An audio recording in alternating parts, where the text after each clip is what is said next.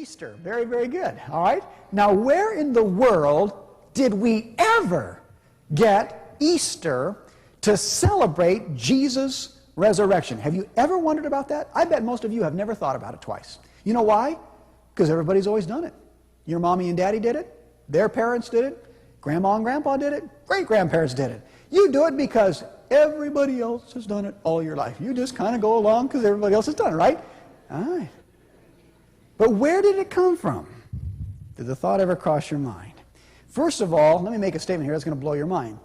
Do you know that Easter Sunday cannot possibly be the day of the resurrection? You know why? Easter never falls on the same date year to year, right?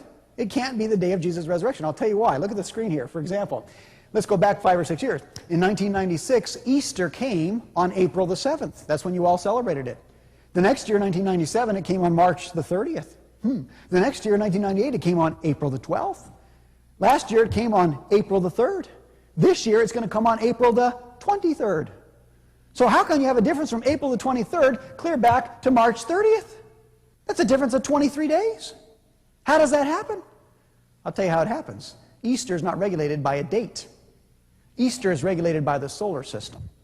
You know why?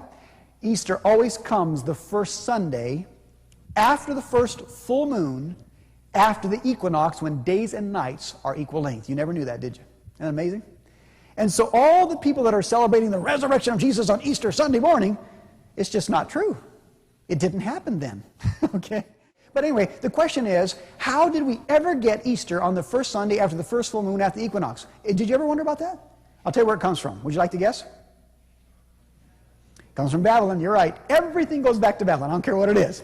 In Babylon, they had a goddess of fertility. Her name was, interestingly, Ishtar. I-S-H-T-A-R. That's where we get our word Easter from, was this pagan goddess of fertility. If you doubt this, by the way, go home tonight in your encyclopedia and look up Easter in your encyclopedia. It'll tell you the whole story that I'm going to tell you right now. It's in every history book. And what they did, this goddess of fertility called Ishtar, they worshipped her in the springtime. You know why? Because everything was coming to life. And she was the one that caused all life and everything to grow anyway. So they thought she got very active in the springtime. So they honored her always on the first Sunday after the first full moon, after the equinox. That was Ishtar's day, because she was the goddess of fertility, the goddess of reproduction.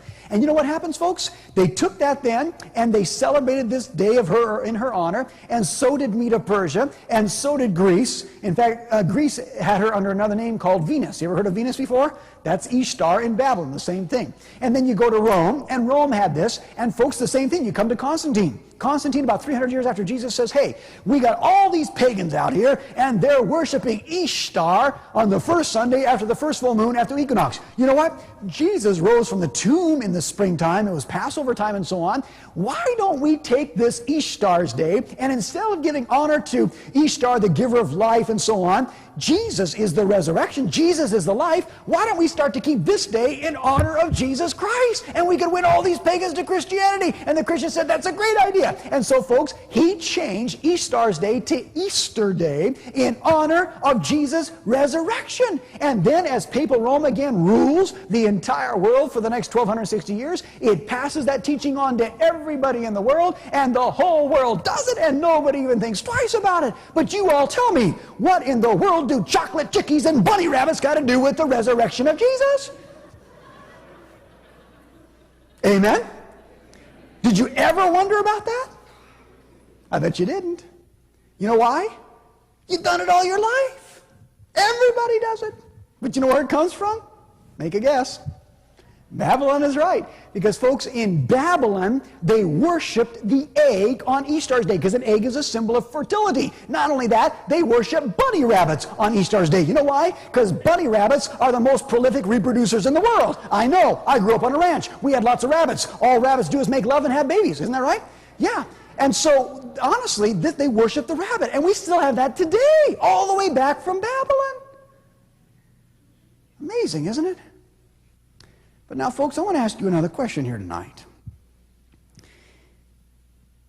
I want you to think with me, because you're intelligent people. If things like Christmas and Easter, coming straight from pagan Babylon, have made their way into our world tonight and been Christianized, and everybody just does it because everybody else does it, My question to you is this. Don't you suppose that there might be some other things also? Don't you suppose there might have been some other false teachings or errors or pagan practices or deceptions that have snuck their way in that we are following and teaching and practicing that's totally contrary to the truth of the Bible? Don't you think there might be some of those? You better believe it, my friends. You better believe it.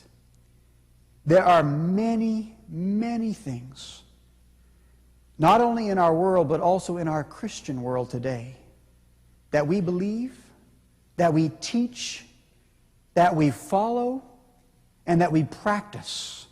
Many things that are totally contrary to this Bible that you're holding in your hands tonight. History is repeating itself. And I'm going to tell you something. If the devil was so successful to deceive everybody at the first coming of Jesus, because they were so entrenched with the false teachings of Babylon at that time, don't you think the devil has redoubled his efforts in these last days? You better believe it, folks. There are many, many things. Many of our teachings in Christianity are totally contrary to the Bible. Many of our practices that we practice in Christianity are totally against the Bible. Many of the things that we believe are totally deceptions.